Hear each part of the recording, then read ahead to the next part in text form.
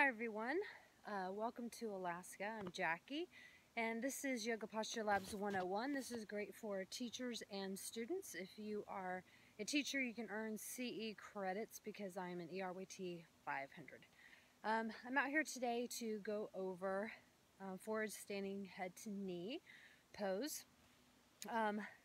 My attire is such because I actually left the house without my ski clothes and I wanted to make sure I got out here before the sun went down. So yeah, I'm wearing a jacket like a skirt. It's the new in thing to do.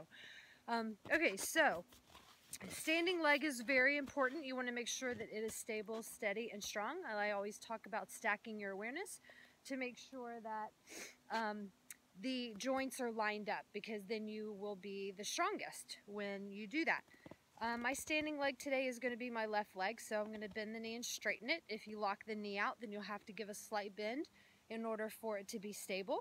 I usually tilt the tailbone a little bit, but then pull the shoulders down and the ribs in, and that allows my upper body to also be stable, because a tight body is a light body.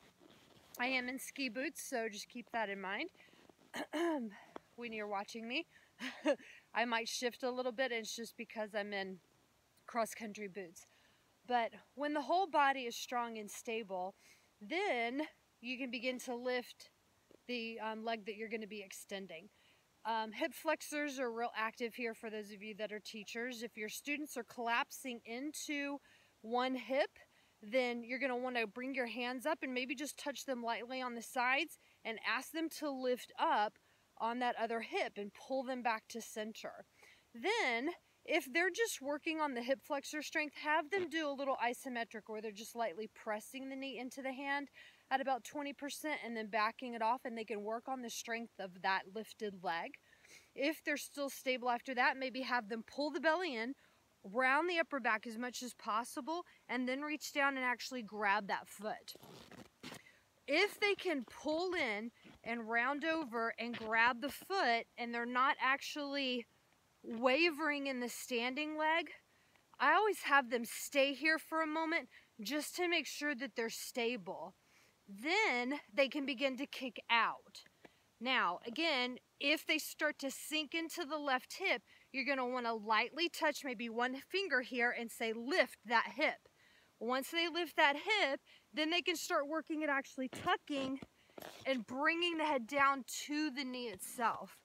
I'm kind of collapsing into the snow because there's actually more snow under there. It's not ground, it's just snow. So let me level myself back out again. I like to walk you through a lot of the adjustments, at the same time, just so that if you're teachers, you can kind of better understand how to help your students. So the collapse in the hip is something to watch.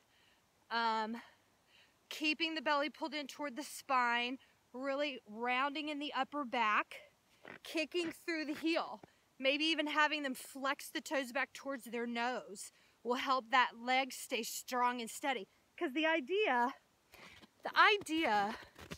is to make sure that the whole body is strong and active in the pose.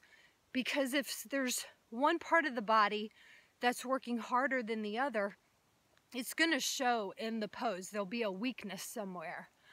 So standing leg strong and stable, belly pulling in, shoulders down, ribs in, so a strong core.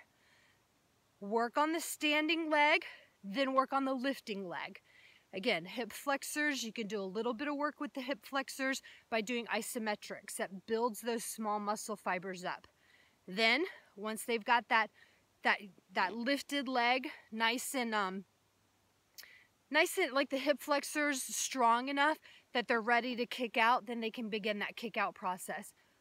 Usually what I find is that when students are ready to start looking down toward the knee, they have to kind of take their eyes and walk it down the toe and the leg and up into the knee, because they may start to waver. I always tell them, focus on the core strength there. Your eyes, it's practice, and falling out is a part of it. That is so huge. If you don't fall out, you're not learning. So go ahead and fall, and then just try it again. That's the best advice I can give you. All right, so I hope that those tips helped you today, Thanks for joining me here in Alaska. Everybody have a great day. Bye.